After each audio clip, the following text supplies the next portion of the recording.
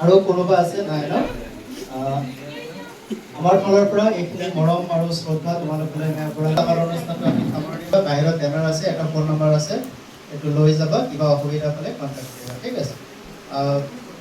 জীৱন দুৰ্লভ, জীৱন অনুভৱ, জীৱন মহীয়ান কৰিবলৈ সময় সুবিধা সুযোগৰ সদায় সদ্ব্যৱহাৰ কৰিব লাগে।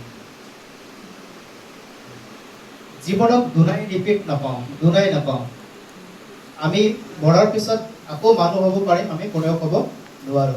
গতিকে মানৱ জীৱনটোক সাৰ্থক কৰিবৰ কাৰণে কাম কৰিব লাগে। মা দেউতা ভগৱান একেলগে সকলোতে যাব নোৱাৰে কাৰণে, পালন পোষণ কৰিব নোৱাৰে কাৰণে ভগৱানে আমাক একোগৰাকী মা দেউতাৰ ৰূপত নিজে আহিছে। দুৰ্ভাগ্য আমি সদায় থাকো কাৰণে চিনি নাপাওঁ। অন্ন বস্ত্ৰ বাসস্থান যিয়ে দিয়ে তেওঁকে ভগৱান বুলি কোৱা হয়। গতিকে মা দেউতাক কেতিয়াও অনাদৰ নকৰিবা। আৰু মা দেউতাক যদি তোমালোকে অনাদৰে কৰিলা, এই যে তোমালোকে শিক্ষা লৈছা, তোমালোকে আজি 90% পাইছা, 85% পাইছা, 75% পাইছা, ইয়াৰ কোনো ভেলু নাথাকিব। শিক্ষিত হবা কিন্তু মূৰ্খ নহবা। শিক্ষিত যদি হোৱা তো শিক্ষিতই হবা, শিক্ষিত মূৰ্খ নহবা। জীৱনক আমি অকলে চলিব নোৱাৰো, অকলে আগবঢ়াই নিব নোৱাৰো, তাৰ কাৰণে আমাক সমষ্টি লাগে। যাত্ৰা অকলে আৰম্ভ হয় কিন্তু সম্পূৰ্ণ সকলো মিলিহে হয়। পৃথিৱীত আমি অকলে আহিছো, কিন্তু যেতিয়া আমি শ্মশানত যাব লাগে, যেতিয়া কবৰস্থানত যাব লাগে, তেতিয়া আমি অকলে যাব নোৱাৰো। বাকী কথাখিনি মানি দিয়া। তোমাক কিবা লাগে তুমি নিজে কৰিব নোৱাৰা। তুমি কোনোবা এখন দোকানত যাব লাগে, কাৰোবাৰ ওচৰত যাব লাগে, কাৰোবাৰ ওচৰত যাব লাগে। তোমালোকৰ মা দেউতা তোমালোকে শিকাব বুজাব নোৱাৰে কাৰণে বিদ্যালয়ত পঠাইছে। গতিকে বিদ্যালয় তোমালোকে যোৱাৰ লগে লগে কেৱল মাক দেউতাকৰ নহয়, ঘৰখনৰ নহয়, বিদ্যালয়খনৰ দায়িত্ব তোমালোকৰ ওপৰত আছে। গতিকে তোমালোকৰ ঘৰ, পৰিয়াল, জীৱন আৰু বিদ্যালয় সামাজিক যিটো প্ৰেক্ষাপট আছে, তাত যাতে তোমালোকে সদায় এখন আসন গঢ়িব পাৰা, তাৰ কাৰণে কাম কৰিবা। শিক্ষা যদি মানুহক মানুহ হিচাপে গঢ়িব নোৱাৰে, তেনেহ'লে তেনেকুৱা শিক্ষা লাভৰ কোনো অৰ্থ নাথাকে। জীৱনত তোমালোকে এজনক হলে উপকাৰ কৰা, কেনেভাৱে কৰিবা চিন্তা তোমালোকে কৰিবা। বিভিন্ন প্ৰকাৰে উপকাৰ কৰিব পাৰি।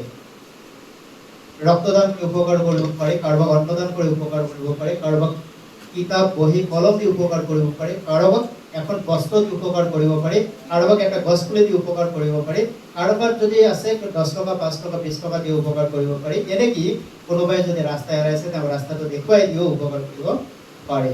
এনেকৈ কৰিবা। তোমালোকৰ আমাৰ মূলধন কি জানা? আমাৰ মূলধন আমাৰ ব্লাড। টকা পইচা কেতিয়াও নহয়। টকা পইচা আমাৰ হাতত আছে নেকি? তোমালোকৰ লগত এই মুহূৰ্তত আছে নাই? কিন্তু তোমালোকৰ এটা গুৰুত্বপূৰ্ণ সম্পদ আছে, সেইটো হৈছে ব্লাড। তোমালোকৰ অৰ্গেন, চকু, নাক, কাণ, ছাল, জিভা, বেকবোন, হাৰ্ট, ব্লাড, শেডুল, মাংস সব তোমাৰ সম্পত্তি। তুমি যিকোনো কৰিব পাৰা। তুমি ইচ্ছা কৰিলে বিক্ৰীও কৰিব পাৰা, ইচ্ছা কৰিলে তুমি দানো কৰিব পাৰা। বিক্ৰী কৰিলে পইচা পাবা, দান কৰিলে তুমি সন্মান পাবা। কোনটো লাগে সিদ্ধান্ত লোৱাৰ বাবে? দাদাই অলপ আগতে কৈছে, মই মোৰ চকু দান কৰি থৈছো। মই এতিয়া কৈছো, যদি জীয়াই থাকোঁতে কাৰোবাক চকুটো দিব লাগে, মই দিবলৈ প্ৰস্তুত। কিন্তু মেডিকেল চাইন্সে নলয়। মই বহুতবাৰ কথা পাতিছিলোঁ, তেওঁলোকে কৈছে ছাৰ আপুনি জীয়াই থাকিলে বহুত মানুহে চকু পাব, কিন্তু আপুনি চকু দিয়াৰ পিছত এজন বা দুজনে চকু পাব, বাকী মানুহবিলাক কিন্তু অন্ধকাৰত থাকিব। গতিকে চোৱা আপুনি চকু দিব নোৱাৰে। মোৰ 2টা কিডনী আছে, এটা কিডনী দান কৰিলে আন এটা কিডনীৰে চলিব পাৰোঁ। মই মেডিকেলক কৈছো, যদি কাৰোবাক এটা কিডনী লাগে মোক ক'ব, মই মোৰ এটা কিডনী দি দিম। মেডিকেলে কৈছে ছাৰ আপুনি এটা কিডনী দিব, এজন মানুহ বাচিব, কিন্তু আপুনি যদি জীয়াই থাকে বহুত কিডনী বিফল হোৱা মানুহেও জীৱন পাব। কোনটো কৰিব? তো সেইকাৰণে আমি এটা কাম কৰিব পাৰোঁ, আমাৰ ব্লাডটো দিলে নিজেও জীয়াই থাকিব আৰু আনকো জীয়াই ৰাখিব পাৰোঁ। খুব সহজ। এটা ব্লাডত 4টা জীৱন বচাব পাৰি। 1 ইউনিট ব্লাডত 300 মিলিলিটাৰ ব্লাডত 4টা জীৱন বচাব পাৰি। তোমালোকে মোক এটা প্ৰতিশ্ৰুতি দিবানে? যদি মই এটা ব্লাড ডোনেশ্যন কেম্প ইয়াত অৰ্গানাইজ কৰোঁ, তোমালোকে ৰক্তদান কৰিবলৈ আহিবানে? ৰক্তদান কৰিবলৈ? হাত উঠাই যোন কোনে কোনে আহিবা? ৰক্ত কেতিয়াও নাপায়। ৰক্তটো দিয়াৰ আগত তোমালোকৰ পৰীক্ষা নিৰীক্ষা হ'ব। তোমালোকৰ হিমোগ্লোবিন টেষ্ট হ'ব, বিপি টেষ্ট হ'ব, সুগাৰ টেষ্ট হ'ব, হেপাটাইটিছ বি টেষ্ট হ'ব, HIV পজিটিভ টেষ্ট হ'ব, তাৰ পিছতে তোমালোকৰ ব্লাডটো লোৱা যায়। গতিকে ভয় কৰিব লগা একো নাই।